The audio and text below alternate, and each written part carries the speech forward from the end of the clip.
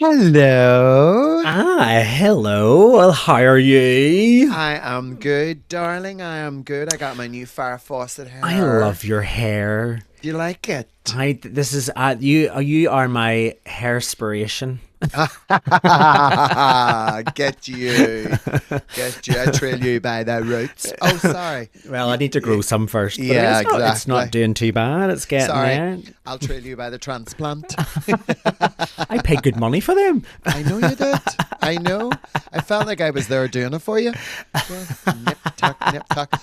Look, let's. Hello, darlings. Welcome back to the G&T Sips and Giggles, the podcast where the prosecco flows, the shade is light, and the giggles are guaranteed. I'm your hostess with the mostess, Miss Tina Legs Tantrum, drag queen, wedding crasher, and part-time agony aunt.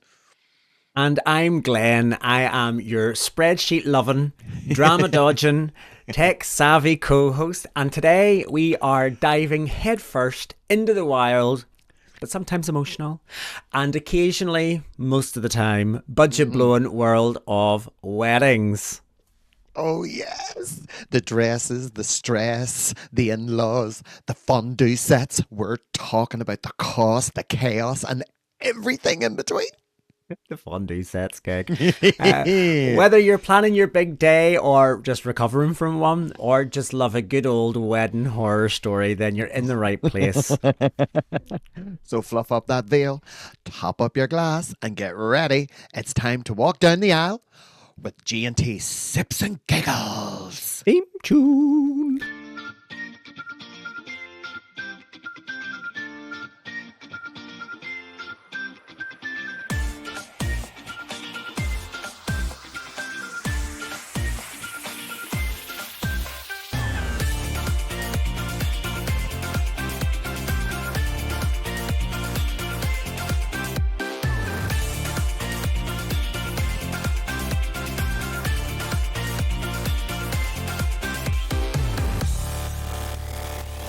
Well, welcome back. So here we are, yet another episode. My goodness, we are getting close to our 50th episode. The big Hawaii, 50, 50. It's off to work we go. We work all day, sipping giggles on 50, 50. Can I tell you something? Go for it. As we're okay. So the average wedding in the United Kingdom costs £19,184, according to hitched.co.uk. That was in a survey done in 2023. Well, that is insane. Absolutely mental. But I'd like to know, why do you think weddings in general, like say, why do they matter either culturally or emotionally, right? So like, I was thinking, aren't they just big parties? Yeah. Do you know what I mean? Everybody ends up getting really rode off. Everybody ends up opening their top button. Everybody ends up taking off those expensive shoes. Everybody ends up unzipping that dress and getting into like something really a lot more comfortable. It happens at every wedding. I don't care how much money you've paid. You know, everybody gets comfy for the dance and the disco and the banter and the crack and, you know, and that's when the wedding really, really comes to life. That's when the party is. Two friends of mine, Anthony and Barry, Sandra and Barbara. Their wedding was the only wedding I've done in many, many years in Downpatrick. Now they went all out. They paid well over 20 grand for their wedding. Now you should have seen that. Those boys put on one hell of a day. Yeah. And I was so honoured to be a part of it. And I done my stand-up routine. Now, nobody knew I was coming except for the boys. Right. And I came out of a lift and then I walked and everybody was just there and they literally ran to their seats. It was so surreal, and the boys were just killing themselves up. I never spoke. I just stood there with a mic, hand on hip, like the Statue of Liberty, with the microphone in the other hand. Do you ever see that someone done that AI where Statue of Liberty goes, yeah, and she flicks up and she catches it? I just stood there with the microphone, and everybody was like, "Oh my god, oh my god, oh my god!" And they all just sat because I never spoke. It was so intimidating, but it was brilliant. And when I walked away from that wedding, and they had the harpist in the garden, and they had a celloist, and they had like that'll not been cheap, I can tell you that much. No. And I walked away thinking, oh my god, I wonder how much that all cost. Well, I have a good idea. But listen, I Mm. wanted to say, I mean, I know that we joked about weddings just being big parties and things, but they do Yeah. have a cultural significance, right? So, Yeah, they like, do. they are, as I understand, they are loaded with cultural milestones. So, things like emotional, social, and sometimes even political significance, right? So, like, across Hmm. the world, weddings in most cultures typically symbolize commitment, They do. community, and I guess by definition the beginning of like a new chapter, right? So they often act as a rite of passage or a Mm. public declaration of love and unity. It's just not for couples, but it for their families as well, and I guess Hmm. the wider kind of social server, sorry, what the kind of wider social circles. God, why can I never say words like that? That is bonkers. Their Quite like it when families. you can't say it properly. Keep it in. Don't edit it out. You're I only really human, struggle. Pat. It's one of those things where, you know, like wider social circles. Wider, so, wider social circles. It's tough. It is tough. Why Uh, don't uh, we ask our viewers and listeners to repeat 3 times wider social circles oh, and and if you say do that in send it in? do that in their mirror, and I'll appear. Hi, Beetlejuice. Can I just say though, Uh-huh. you were saying there about you turned up at those at that wedding and you come Hmm. out of the lift. I Hmm. honestly, for a split second, was expecting you to tell me that you drove out of a lift in a moped or something like that. I was thinking Oh. like you just. So it was a bit of an anticlimax when you told me you walked. It's like, oh, Yeah. for goodness sake. Well, I mean, it was like you wouldn't have been able to get. I was in the handmaid's lift. It was tiny, tiny. You wouldn't have got my mobility scooter in there, love. You wouldn't have got my mobility scooter in there. But some of the things, I mean, obviously, some of the most expensive elements of a wedding, obviously, number one is the venue. Mm-hmm. Then there's the catering. Then there's the photography. Mm-hmm. And then there's all the attire. Mm-hmm. Because I listen to Q Radio in the mornings on the way to work, and Andrew, the Southern guy, forgive me for not getting his surname, and they had a discussion about weddings. Mm-hmm. And do you know what he has done? They have cut the photographer because everybody's got mobile phones. Mm-hmm. They have went from don't want a 5-course meal because none of their friends would eat a 5-course meal. 2 courses, bowl of soup, a bit of dinner. A friend's going to DJ for them. Yeah. And his fiance, the lady, now they were just going to send separate fancy invites by text, Mm-hmm. but she put her foot down because she's a digital Artist. artist. Yes, Yeah. and so she's going to create these lovely invites. They've saved themselves nearly £9,500. Yeah. No, I like Nine and a half grand. I can relate to all of this. Whenever I married my lovely husband Gary, we went through all of this. Everything you've just described there is exactly what we thought as well, with maybe the exception of the photographer. The idea we sent, I created a website where people could RSVP. I was able to do that because I Okay. had the skills to do it. So we simply just sent links to the website saying RSVP here. It cost us nothing, like, but in contrast to sending out expensive and fancy calligraphy styled wedding invites. And all of that kind of stuff. We did opt for a photographer and a videographer, and that was something that Gary really pressed for. And it's only because Gary had lost his mummy 2 years prior. Okay. And one of the things that he really realized in the 2 years following his mummy's passing was the value of video. He was able to go back and look at his mummy at weddings and things where she was super happy, and we really liked that idea that our family aren't getting any younger, and as time goes on we will start to lose family members, and those people that were present at our wedding, we will be able to look back at them at a time for us which was a happy memory, that way. So we did invest in that, and it was the same with photographs as well. And I get not everybody will want to do that for the reasons you've just mentioned, but we wanted something that was fancy and styled and all the rest of it, that way. But I can relate to all of that. I DJ'd at my own wedding.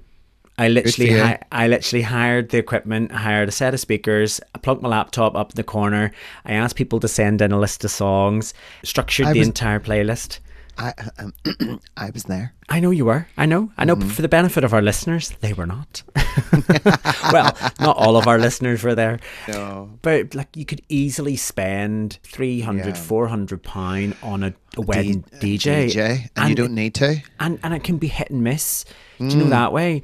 Whereas we kind of knew the music that our party would really like to listen to. Yeah. So I kind of structured it in over a course of the evening where, say between 9 until 9:30, we played the 70s. 9:30 to 10, we played the 80s, and kind of done it through the decades. And then as it hit midnight, then we flipped over to dance music. And that kind of really, I've learned from playing a couple of different weddings over the years that actually that kind of works.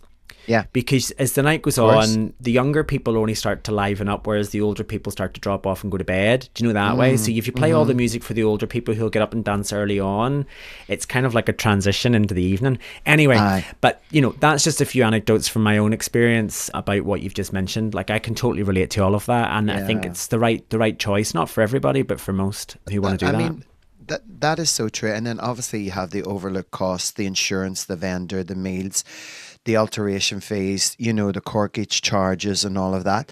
And many couples underestimate their budget by at least 30 to 40%, which also can lead to financial stress and worry. It's nuts. It's nuts. You quoted there at the beginning of the episode that the average wedding was 19 grand. 1,000, yeah. I mean, just over. I could say that ours was not anywhere near that.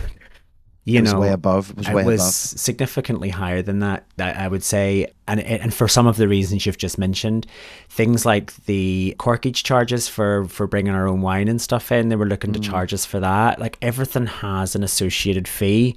Yeah. Here's a case in point. So in the venue that we were at, Gary wanted lovely fairy lights. It was kind of like a marquee. It was outside, kind of inside. During the day, we were all outside. During the evening, we were inside, and it was like a marquee. And it had that kind of, do you know those kind of like flowy bits of fabric that kind of went from the middle of the apex and the ceiling to the side? And Gary wanted to decorate the entire marquee with fairy lights. Okay. Now, they have them. The venue had them, and they were looking to charge us £1,200 for those fairy lights. Now, no harm to you, Tina. I could have went and bought myself an absolute ton of fairy lights from B&Q the day after Christmas Day for a knockoff, for like 50% off, and done it myself. But you know what they said? Wow. Oh no, you can't use your own. You have to use ours. They need to be pat tested first of all, and they need to be hung in a certain way, and we won't allow you to hang them in any other way. You have to use ours. So if we wanted the venue, so in the end we settled for only doing half of the venue. Because we first of all, it started to push our budget way beyond what we could actually afford, It is ridiculous. And when they start to make their own in-house laws and rules, and here's the reasons why, I mean, I think a lot of people now realize, that's why there's not as many people getting married. It's just too expensive. Yeah. And it is, two people in love, let's celebrate this and join in holy matrimony for the rest of our lives. So hold on, here's a 30,000 bill before you go anywhere, and you spend most of that money on everybody else. Yeah. So why shouldn't you sit and cut back? And you look at a lot of people now. Obviously, are can't afford the dream wedding. No, going down the aisle and the big fancy car, and that's why some couples are scaling back so much so that they're choosing micro weddings to keep things manageable. Yeah, I mean, I didn't go to this wedding, but I seen online recently there were a couple of girls from Belfast that had their wedding reception in what looked like a bijou restaurant, that way. And this is exactly it. I'm pretty sure that those girls will have spent a fraction of what most people will have spent. And a lot of the time it is reality. Like, let's just get a bit of a reality check. It is only for one day, and to spend a phenomenal amount of money for one day. Even as I say it out loud, like I hear myself, it is bonkers. Do you know that way? But then, as I've said already, it's personal choice, and it's it's down to this kind of idea of how do you want to celebrate your special day? Yeah, that's so true. And that's kind of how it came down. I mean, see, for me, I I had about 400 spreadsheets. I am not even joking. To keep track of everything, like it was so many tabs, everything from the RSVP to gift trackers to what That everybody doesn't was having. surprise me one bit, I Glenn. know, That I doesn't know. surprise me one bit. You know what I mean? My drag wedding fantasy is champagne on a Lambrini budget. Yeah, That definitely is my drag wedding fantasy. yeah, Is champagne on a yeah. Lambrini budget. Yeah, I got so technical, right? I mean, there's not. I just kind of getting a bit dorky and a Who bit geeky, but you? I God know. no.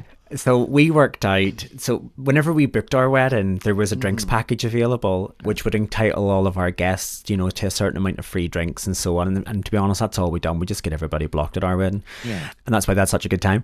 But when we booked it, there was an old drinks package, and then about halfway through the time from us booking towards us actually having our wedding, the drinks package changed to the point where I actually mapped out on an Excel spreadsheet what was the benefits and the difference and the cost, and we were able to work out what was actually the better offer.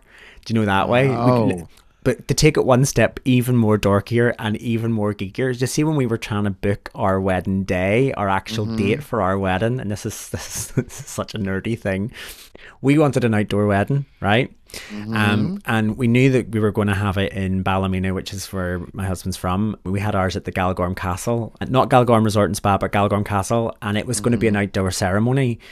And for us to have an outdoor ceremony, we would need to try and guarantee the weather. Now, as you know, obviously the weather's not guaranteed in Northern Ireland. So to sort of counter this and to try and maximise, to ensure that we would have the greatest odds of having a dry sunny day, I went back and looked at the last 10 years of weather data for Ballymena and looked for the driest day in the year to get the mean average of whatever date was the driest day of the year. And there were 2 days, and that was the 22nd of June, which is the day we ultimately landed on for our wedding, or the week before, which was the 15th. It worked, didn't it? And it did. We ended up, lots of people sunburnt. Yeah. It worked know? because your wedding photographs were spectacular. Yeah, yeah. The videos and all were lovely. And Yeah. the beauty about it was myself and Crystal Dorothy Storr were flying off to Gran Canaria the next day. Yeah, yeah. So it was a beautiful, beautiful wedding. No, and as I say, it was it was a big wedding. It was. But it was a lovely wedding, and I suppose you get what you pay for. But with you doing your homework, Yeah. with you doing these spreadsheets, you obviously saved quite a lot of money as well. Obviously, if there's anybody out there and they're getting married, would you maybe put some ideas, Glenn, online to say, try this, try this, try this? This is what. Yeah, no, 100%. I mean, sorry for interrupting you. I think that this is one of these things where we wouldn't really have known what we were doing unless we done exactly what you've just suggested, which is look online. There are an absolute ton of resources out there, spreadsheets for planning. You can download lots of the templates for free. I think from memory, Microsoft even provides wedding planning templates as part of their template package. Like Microsoft do that. You don't even need to go and look elsewhere online. You literally open up an Excel document and click on new template, and it'll give you a list to choose from. Wow. That way. So you don't need to very look too good. far.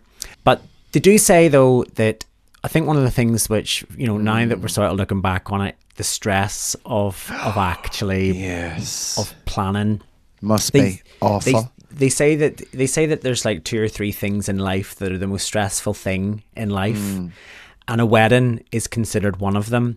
The other being bereavement, and then the other being moving or buying a house. Yeah. But we find some of the most common things that we found were the most stressful were decisions. You've got so many decisions to make. Also managing expectations of family and each other as well. Yeah.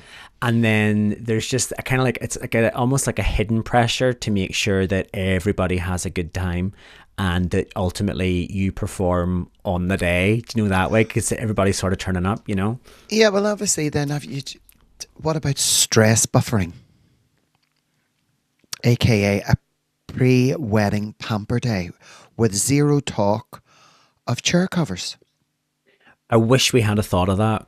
that's obviously in the age of wellness that makes so much sense. Yeah. But there was a survey that was done, I remember, what actually says that like 71% of couples argue more during their wedding planning process. And I could well believe that, Tina. I really could. Here's the other thing, hiring a wedding planner, setting boundaries with family and keeping the whole day in perspective. But I get where you're coming from, and I can get it. Obviously, I'm single. I love my single life, and I love you guys, and I love the other gorgeous friends in my life. Very long, successful, beautiful relationships. And I think that, well, if you're going to go and pay the guts of, let's say, 27 grand, you know, would you go that little bit extra to hire a wedding planner? Takes an awful lot of stress out, because you're paying them to take your stress away. You know, setting the boundaries with your family. Here is what we're going to do. Don't cross the line. This is our day. We want you to come. We want you to enjoy it. If you see something you don't like or hear something you don't like, keep it to yourself. Yeah. You know, and keeping that whole day in perspective. I should be a wedding planner. I mean, do you know, and this is what I was saying earlier about it. It is only one day, and it is so easy to sort of to lose that focus and that perspective that you're literally spending. I'm going to use your figure of 27 grand for a day. Like and when you say that, and when you say that out loud, like I can hear going like 27 grand is a lot. Though. But that's why, sorry, go ahead, love. I was just going to say, but like hiring a wedding planner, I think that kind of works if you're comfortable with somebody else being in control of your wedding. Yeah. Unfortunately, I am married to a teacher who needs to control most aspects of everything. I say that, I'm only joking. Love you, Gladys. Go on, Gladys. But you know, you know, and it's just, but it comes as another added cost, you know, that way. Well, it does. But at the end of the day, if I get married, I get married. That's fine. And if I'm truly in love and I'm being put first and treated like queen, like royalty, I wouldn't mind paying for quality. I wouldn't mind getting someone who I know that I would feel saying, listen, this is what we want for the day. Here you go. How much do you charge? And I would think you have to be worth this. You've got to be worth it. You know, someone who's in control, and don't you worry about it, Tina. I'm going to sort this all out for you. And you know, the stress buffering is definitely. It's something to seriously consider. Oh, 100%. Even just having a day for you both to not talk about it. I think that's a great idea. I think the wedding free plan day. Yeah, 100%. 100%. I mean, I would go to the extent of saying make it a week. Do you know what I mean?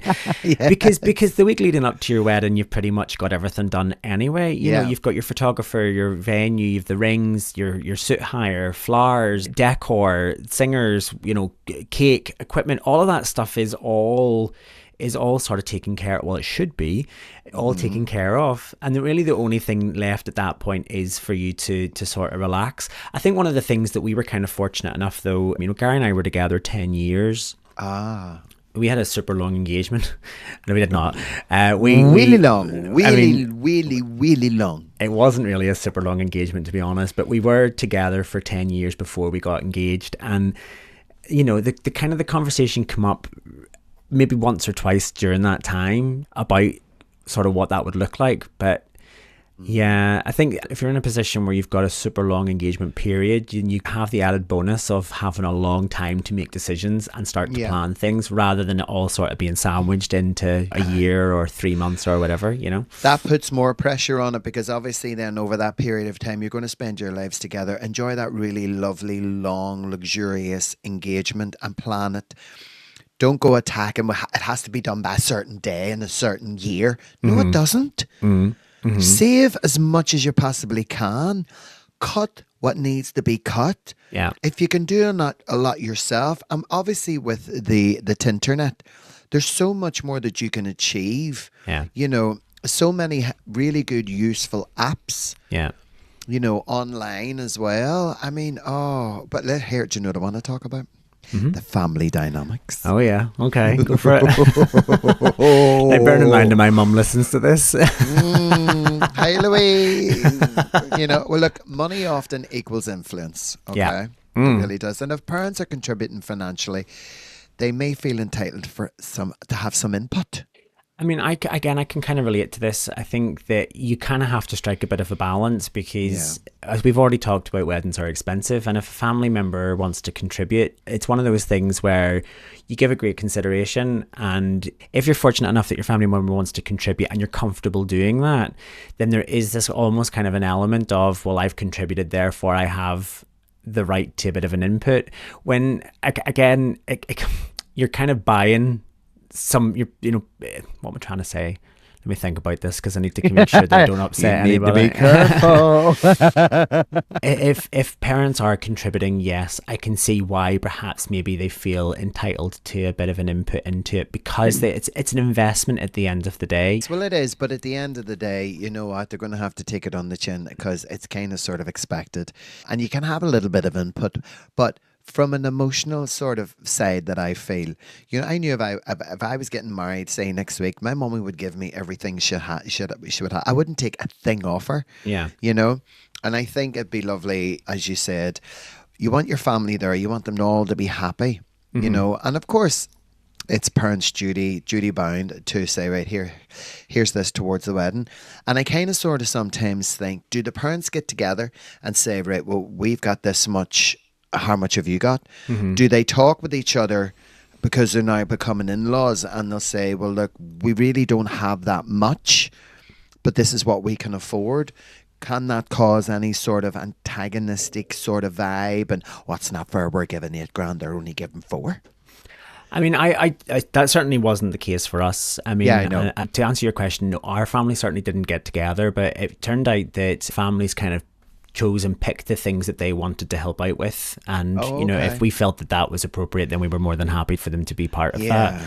But I think one of the things as well, obviously being a queer couple, one of the things that we really had to kind of try and navigate was this idea of tradition. And we certainly, I know, but we certainly didn't really conform, and we were very fortunate, with maybe the exception of one or two people on my family side who were a little bit unsupportive, who decided not to come to our wedding. Really? Yeah. Anyway, but you know, we had to navigate, but being a queer couple, we did have to navigate this kind of idea of tradition. That's you know, awful. even talking to the registrar and stuff like that, we noticed that the registrars did they feel on edge? No, our registrar was lovely, but their script was all written from a point of male and female. Yeah. Ah, right. Okay. So they had to. I mean, this at the time it was anyway. So so pronouns and stuff needed to be changed, and even filling in the forms and stuff, I remember it was ultimately geared towards heterosexual couples, you know. But we were fortunate enough, with the exception of one or two, we did have, by and large, very supportive people, you know, who were there at the day. And I appreciate the complexities that go with that, because not everybody's going to necessarily agree with our union. And that's fine. You know, we were quite happy with that. On the day, there were people at our wedding that we felt would be ultra conservative, and they really surprised us. They weren't? They weren't, and they were really supportive. I mean, to the one extent, I remember a member of the family coming up and saying that we've really changed a lot of minds today. And that was really nice to hear that, especially on your wedding day. Wow. No, that's beautiful. That's nice, because how else are they going to know? How else are they going to get involved? How else are they going to change their own mind? Because, you know, just take a day off. Yeah. Take a day off and go to a gay wedding. Yeah. You know, take a day off and go to a gay bar. Yeah. Take a day off and go to a drag show. Don't think that would ever happen, to be fair. Although we did have our pre-wedding party in the shoe factory. Exactly. And I remember we were really surprised about some of the people that said that they were going to come to that. And we had Trudy Scrumptious performing, and you were busy. You were busy. I was probably in Cafe Vaudeville or something like that. We had Trudy Scrumptious performing, and there was a lot of family members came to that event, and we were really surprised. And after that as well, all they talked about was how much of a fabulous night they had, you know, and that was nice. But we did have, just picking back up on the family dynamic thing, but we did have a bit of you kind of have this, especially with it being same sex, there is this idea you need to choose almost between your biological family and choosing roles for family members, right? And who's going to walk down the aisle with you, who's going to give speeches and all those kind of things. But we kind of didn't really, we kind of thought, well, do you know what? This is our wedding. We're not really going to conform to the traditions. They're a little bit outdated for us. They don't really fit our expectation. And we walked down the aisle together. Perfect. When we got married, we skipped down the aisle together after the event, and we had our close friends read out some poems or whatever. Oh, that's nice. The last wedding I was at now, I'm going to a wedding in June. Oh, okay. Right. I'm going to Gretna Green, in London. So I am. And Gretna Green outside Dumfries, you mean? Yeah, that's it. That's it. But I, for some strange reason, just took it for granted. I thought it was because Gretna Green sounds very London. Oh no, Gretna Green is just literally outside. It's in Scotland. And I was getting ready to book flights to go to London, and I was like, which airport should I book through? And they were like, Glasgow, Heathrow, and Stansted, and they were like, we're for, and I went to go to Gretna Green, and they were like, Tina, Gretna Green's in Scotland. And that was only It was only last year I found that out.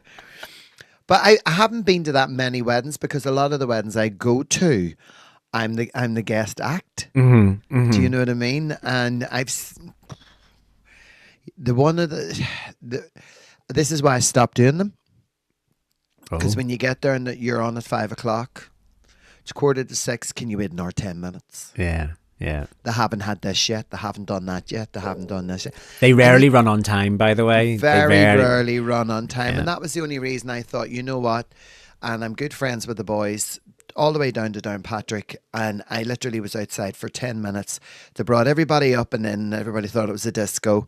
And then I walked out. And it was so beautifully put together. Do you know what I mean? But, yeah. And there was a wedding I went to, God, a number of years ago, and I thought that's not going to last. 6 weeks later, Oh, okay. it was over. Oh, goodness, right. Okay, wow. And it was all for show. Oh, wow. It was not on his part, it was on hers. Jeez. And I just knew, I thought, oh my word, this is definitely not going to work. It does make you wonder but like weddings are expensive. They are expensive. So why would you go through with it? Why not just sort of call it a day, the week before or even a couple of days before? Like it's, it probably would have saved you a fortune. There's that awful time, when you hear someone has been jilted at the altar. Yeah, yeah. But you know what? There's a reason for that. Yeah. It shouldn't really have to go that far. Yeah. Some get jitters, some just aren't ready for that lifetime commitment. So there's obviously another reason or whatever, but don't go through with it. Like, I know. And I remember that I seen it online about the girl who knew that her new husband had been sleeping with her sister. Yeah. And as she went to give the speech after they got married, and she posted a video. Yeah. At the party. Played it on a projector, didn't she? Played it on a projector. Like, and there's her sister and her brand new husband going hammer and tongs. Then she turned and walked out of the venue. That's one way of getting the ultimate revenge, but it's still absolutely it's pretty costly. And although it depends on who paid for it. If he and his family paid for it and she didn't, then obviously it's no skin off her nose. But no skin off her nose. Do you know what I mean? But then obviously, I just think it's a bit sad too. Yeah. It's a bit sad too. So it's unless you're truly madly, deeply in love and you know this is going to last for the rest of your life and you're prepared to work at it. Marriages are difficult at the best of times. They really, really are. I'm just too selfish. I am too beautiful. I am far, far, far too much love for myself. I know, here's darling. Here's another thing that I would like to talk about. Obviously, the average venue hire cost in the United Kingdom is over $7,500. Yeah, I can well believe that. Ours was north of that. Was it? Yeah, ours was about 12. Yeah. And can I tell you, that was 6 years ago. So I would say that it's going to be significant because it goes up by about $1,000, $2,000 every year. And couples often have to face the choice between DIY venues, bare bone spaces like community halls, gardens or barns, where you supply everything from tables to tea towels.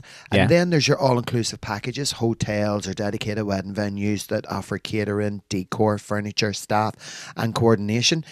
Here is what I would do with if I was getting married, right? It would be me and him, and we go to the registry office, and that's it. But there's nothing wrong with that. There's zero wrong with that. And what I would do is I would probably announce it to all my closer circles and friends, and it'd be like, why didn't you tell us? Why didn't you tell us? Why didn't you tell us?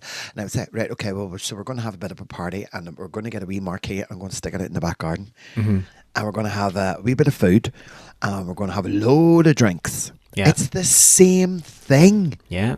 The alcohol is the same strength. It's a hell of a lot cheaper. The toilets, you don't have to queue up for them. There's only going to be the people there who you really spend most of your time talking to, socializing with, working with, that are going to be there. I definitely would do that. And it's not that I'm miserable. Maybe I am. And I don't want to fork out 30 grand to stand there in a gorgeous dress and look at somebody going, stay to her when she come into my wedding. She's serious. Tripping them as you're walking down the aisle.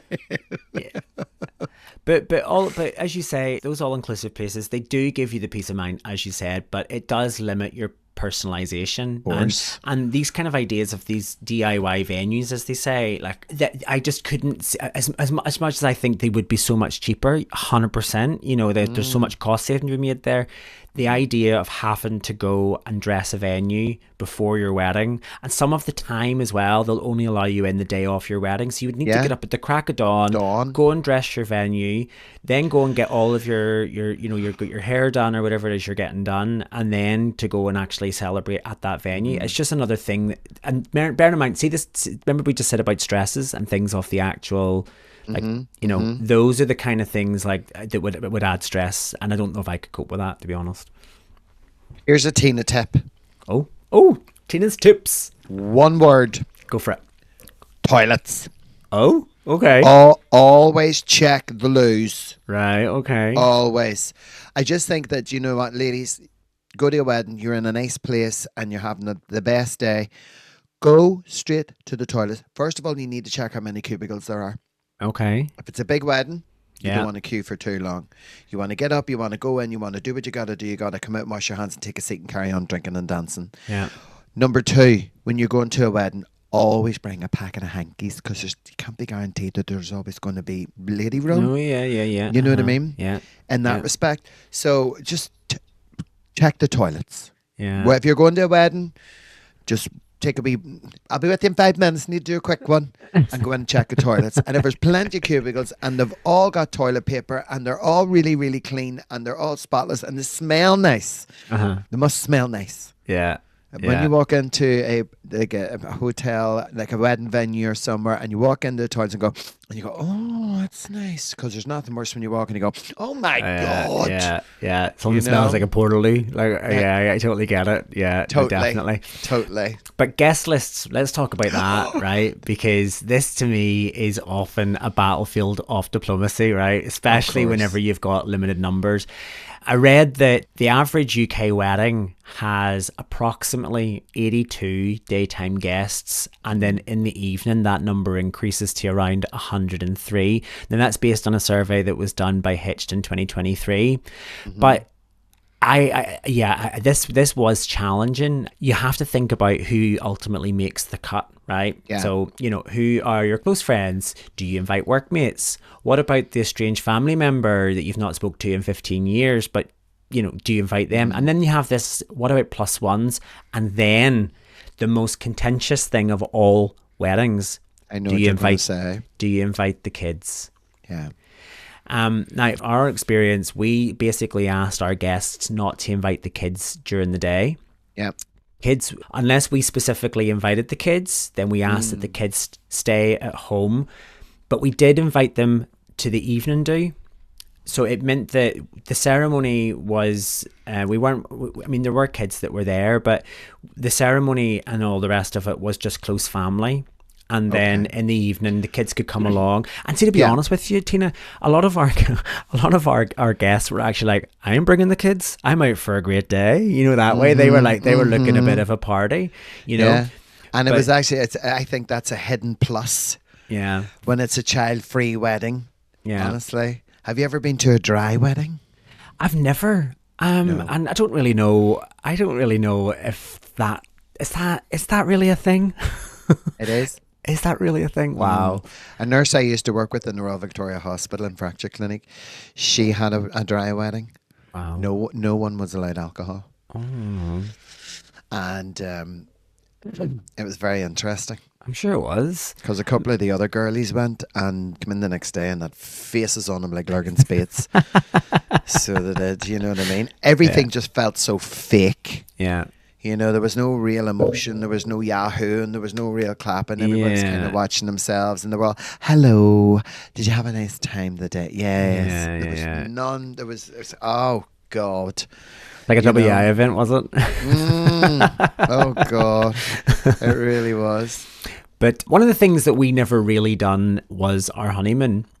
The average spend on a honeymoon, according to ABDA, is people will tend to spend around $4,500 on a honeymoon.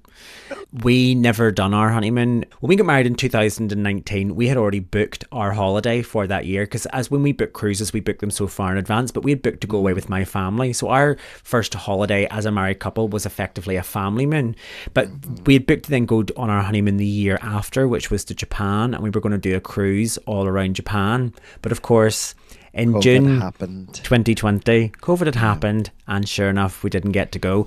But popular destinations other honeymooners like to go on: Italy, Bali, Greek islands, and the Maldives. You know that way. Do you know some couples actually delay their honeymoon for financial reasons Well or believe either it. work commitments? Could well believe And it. also, there are such things as mini moons are becoming way more common.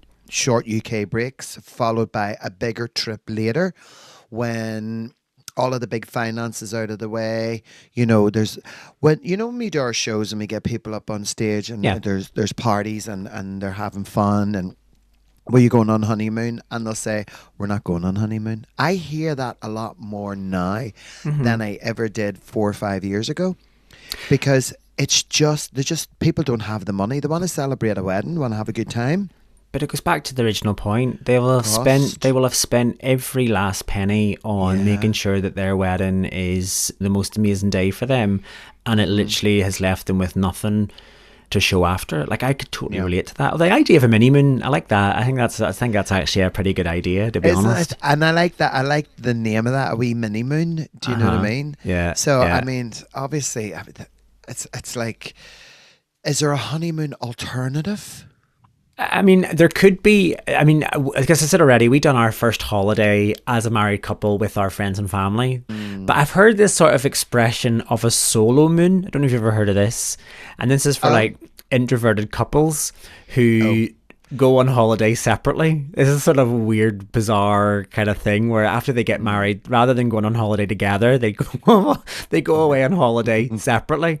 But that's the only other alternative that I could really think of, to be Well, honest. a friend of mine booked to go to Centre Parks and called it a nature retreat, and it rained the whole time. But sure, apparently they had a blast. Love it. Centre Parks is a nature retreat. That's a gag. But I think one of the things that I wanted to talk about was gifts, because this is a bit of a minefield. Obviously, modern kind of etiquette around gifting has kind of shifted over the years. Like, I know that when you got married in the 70s and the 80s, it was where you registered, because the idea was that everybody would buy you stuff that you would need to start your new life together as a married couple, often in a new home. So they would buy you things like toasters or fondue sets or whatever, a sandwich maker, toaster, Oh, kind yes, of like a sort of toasty thing. machine. Like yes, a wee toasty yes, machine. Yeah, remember. Yeah, the Used to love Breville. that. The Oh, I used to Breville's love that. so did I. Used to love it. So used did to love I. it. But I think the kind of idea of a wedding list has definitely fallen out of favour. I know that for us, we had sort of just said, look, give us the cash.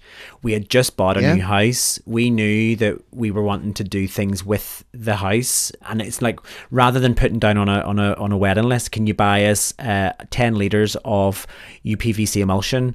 Could you give us, those are the kind of things you're not wanting to register at B&Q, that way.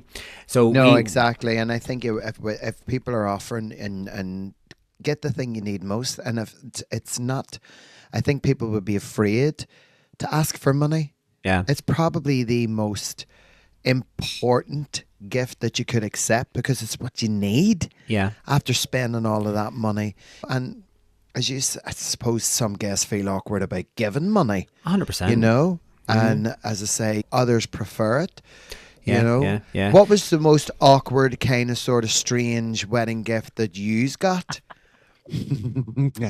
So again, I need to be really careful because this will transcend time. This episode, we received a really fancy toaster Oh, in the post. Right, there was no card with it.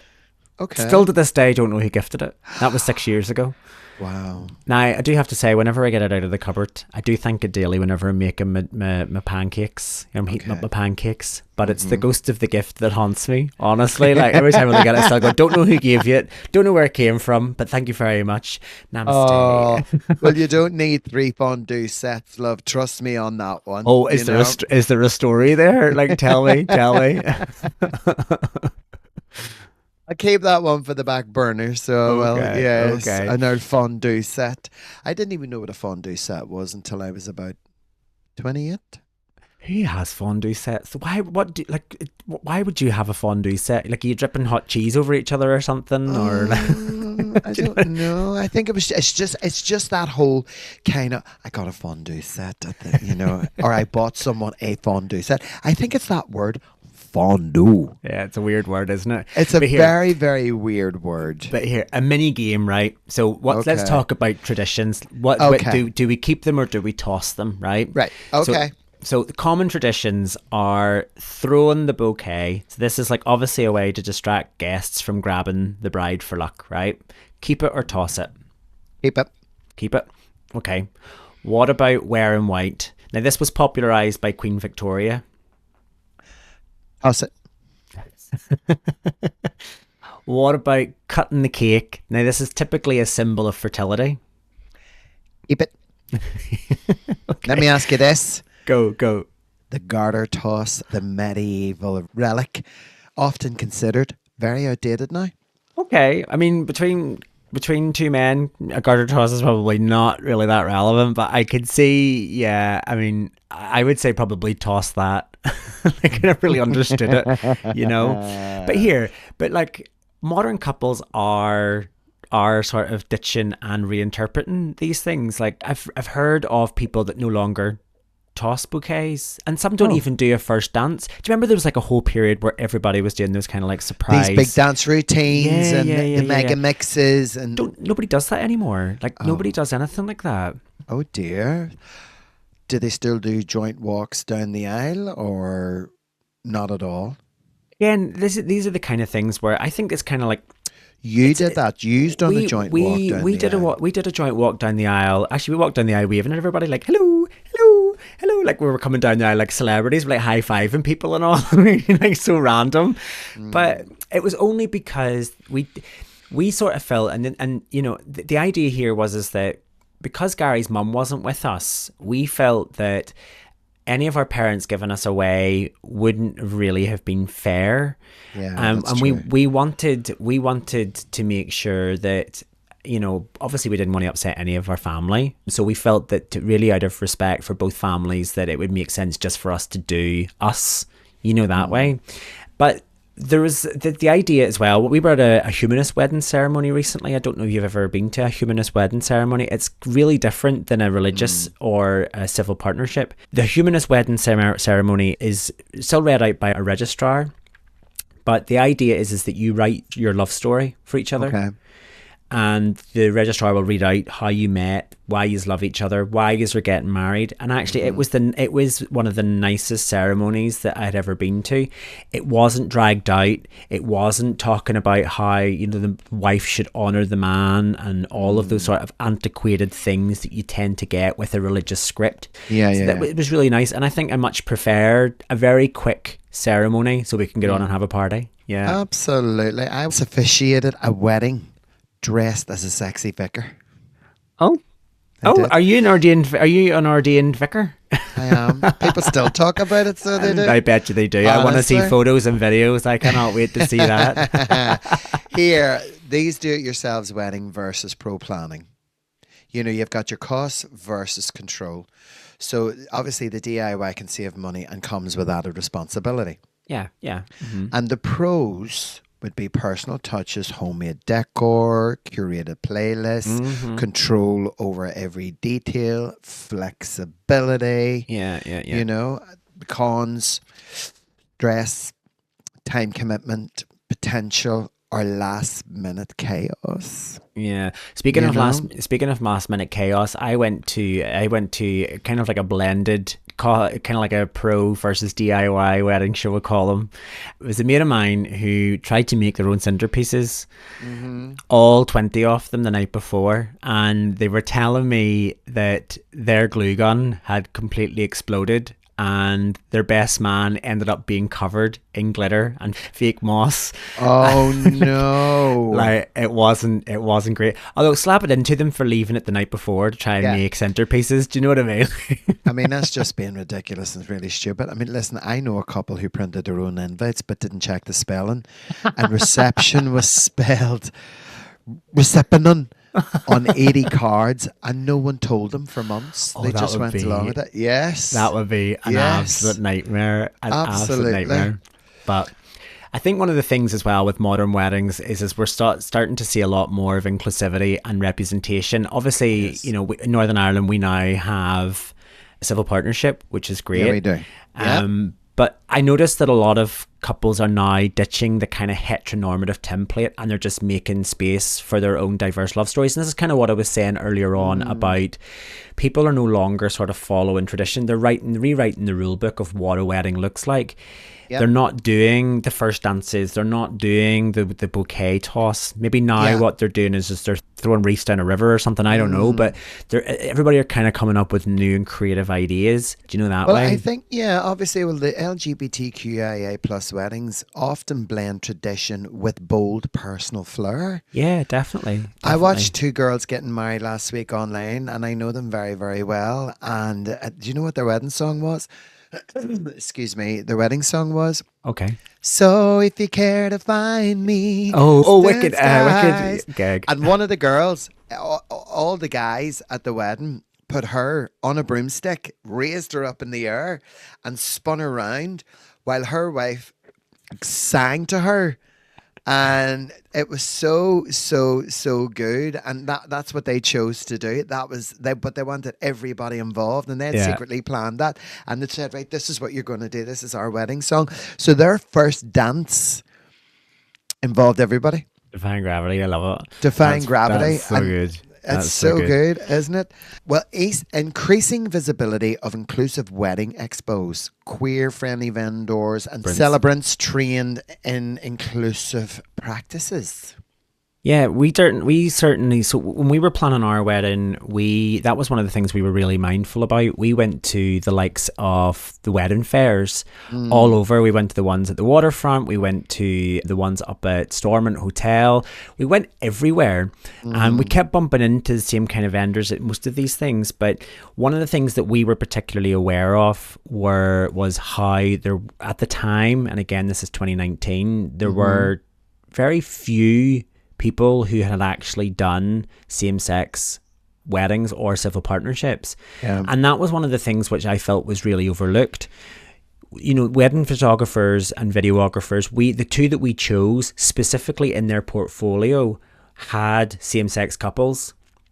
And that was really important to us that we had representation, because it does matter, do you know, that way? Of course. Because ultimately, I feel that your wedding should feel like a mirror, not a performance, you know? Weddings are about joy, and everyone deserves that without compromises. Oh, I agree.